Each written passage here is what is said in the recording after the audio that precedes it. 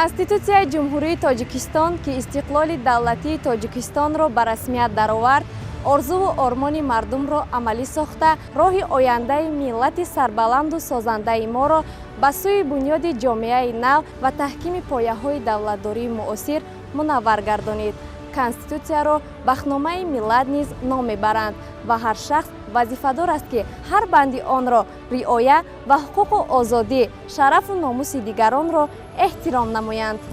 конституция ҳамчун ҳуҷҷати барномавии ҳаёти давлат ва ҷомеа, дурнамои пешрафти кишвари соҳибистиқлоли Тоҷикистонро барои солҳои тӯлонӣ пешбинӣ намуда барои халқи мо бардавому поянда хизмат мекунад ва дар навбати худ мардуми шарифи Тоҷикистон минбаъд низ ба хотири амалӣ гаштани ин орзуи ормонҳои нек тавассути эҳтиром ва риояи меъёрҳои дақиқи он қарзи шаҳрвандии худро сарбаландона адо хоҳанд кард. қабули конститутсияи ҷумҳурии тоҷикистон ҳамчун бахномаи миллат раҳнамои давлат ба сӯи музаффарҳои навин амалӣ мегардад. барҳақ яке аз дастовардҳои муҳими даврони соҳибистиқлолии мамлакат ба шумор меравад.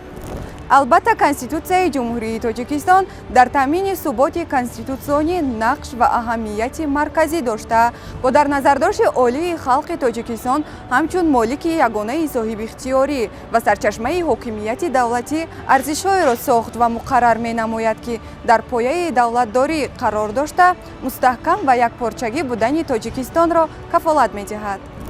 арзишҳои иҷтимоии конститутсия одатан бо ба меъёрдарории муносибатҳои ҷамъиятӣ, таъмини устувории волояти қонуну тартиботҳои ҳуқуқӣ, мувофиқатии муносиби озодӣ, масъулият, баробарҳуқуқӣ ва адолат мебошанд. имконпазир будани танзими масъалаҳои давлативу иҷтимоӣ аз тавсифи махсуси ҳуқуқи хусусиятҳои хоси ин зуҳуроти беназири ҳуқуқӣ ки ба конститутсия устуворӣ мебахшанд бармеоянд.